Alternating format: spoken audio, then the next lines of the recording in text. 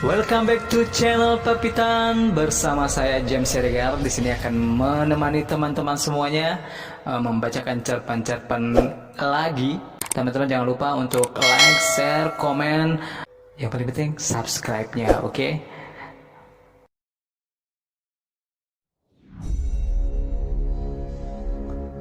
Kamu sakit, Nur?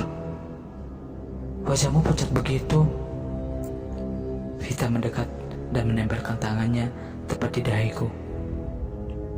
Wah, kamu ini demam, Nur. Ayo rebahan bentar, biar aku buatin air hangat dulu ya. Sebenarnya lebih dari cuaca yang menyebabkan badanku terasa menggigil sejak tadi malam. Namun, lebih karena pergolakan batin yang menyesakkan ini. Dadaku terasa sempit.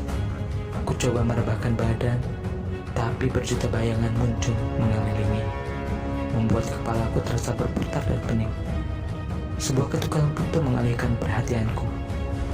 Ibu datang membawa baskom berisi air hangat. Wajahnya pucat pasi, seolah seluruh kebahagiaannya telah raib dari wajah cantik itu. Aku mengusap pipinya perlahan, mencoba saling menguatkan. Apa kamu masih sesak, Nur? Aku hanya mengangguk lemah. Perlahan, mencoba saling menguatkan. Apa kamu masih sesak, Nur? Aku hanya mengangguk lemah, disekap selama lebih dari 24 jam, benar-benar menguras tenagaku. Aku ingin memeluk ibu. Pasti menenangkan rasanya. Namun sebuah hantaman keras membuat tubuh kurus itu terkapar. Wajah itu terpampang di hadapanku, dingin dan bengis. Ia menggusur ke arah baju hingga sobek, mendorongnya ke pojokan, menamparnya habis. Aku ingin memeluk ibu, aku ingin melindunginya, tapi tak sedikit pun tubuhku dapat bergerak. Mati, bahkan berteriak pun aku tak mampu. Sumpah serapah itu terasa menakutkan. Amarah terbesarnya sepanjang hidupku. Aku tak mampu melakukan apapun. Telingaku tak mendengar apapun. Hanya pandangan yang mulai kabur melihat sisa-sisa peristiwa mengerikan itu. Pembunuh, teriakku dalam hati. Ia berjalan ke arahku, menggenggam tanganku keras, menjatuhkanku dari tempat tidur dan mencekik leherku hingga lemas. Aku tahu, saat itu aku dan ibu benar-benar akan mati. Barangkali ini akhir semua penderitaan kami. Tapi tiba-tiba kau berlari meninggalkan aku yang sibuk mengais-ngais oksigen untuk bernafas. Ibu berada di sampingku. Aku menangis, takut sekali. Jangan menangis, Nura. Bisikan itu menenangkanku. Apakah ibu masih hidup? Aku memeluknya, namun punggungnya basah oleh darah yang tak berhenti mengalir. Aku ingin berteriak, tapi tak ada yang keluar selain tangisan bisu. Kamu kuat, Nura sayang. Kamu bisa. Ibu minta satu hal, jangan pernah benci ayahmu. Berusahalah terus untuk mencintai dan menyayangi ayahmu. Kamu bisa. Aku menggeleng. Aku tahu aku tak akan mampu melakukannya. Berbohong pun percuma. Ibu tak peduli apapun jawabanmu, tapi ibu percaya kamu akan berusaha melakukan yang terbaik untuk ibu. Sebuah pukulan keras membuat ibu meregang nyawa, sementara aku hanya bisa menangis. Kau kembali mencekik leherku. Ibu, bagaimana bisa aku memenuhi permintaan? Barangkali sebentar lagi aku akan menyusulmu pergi.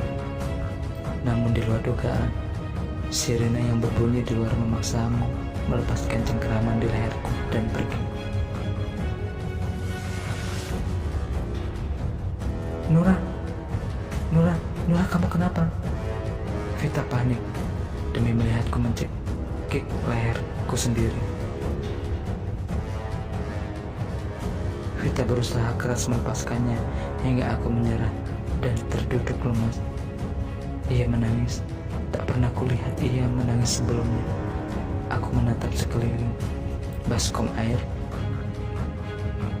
panas terjatuh. Aku menatap Vita penuh tanda tanya. Ia menggamit tanganku. Aku menyerah dan membiarkan mataku terlelap. Aku ingat, besok akhir pekan yang kunantikan itu, aku akan menemui ayah.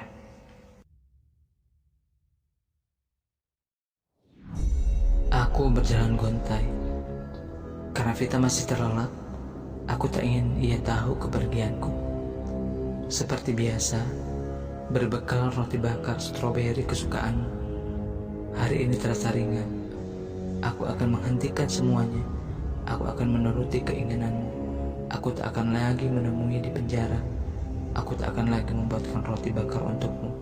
Aku tak akan lagi bertemu memberimu. Dan aku tak akan lagi membebanimu. Ragu-ragu aku melangkah. Aku yakin ini di luar jam besuk. Tapi harus sekarang juga. Tak akan ada waktu lagi. Soal penjaga yang baru kulihat berdiri memperhatikan kehadiranku. Ada keperluan apa, Mbak? Aku terdiam. Ia tak tahu. Aku tak bisa mendengar apapun yang ia katakan. Kemana penjaga yang biasa? Ia akan mengerti apa yang kukatakan. Kehadiran rutinku tiap minggu membuatnya sedikit banyak mengerti dan bisa menggunakan bahasa isyarat. Aku mengeluarkan secari kertas dan mengatakan ingin bertemu dengan ayah. Mendesak. Sial, penjaga baru itu tak mengizinkanku masuk. Aku mencoba memaksanya. Meski tak memberikan pengaruh apapun, penjaga itu justru masih kebingungan. Perselisihan kami terdengar oleh beberapa penjaga lain. Salah seorang di antara yang keluar itu ada yang mengenaliku.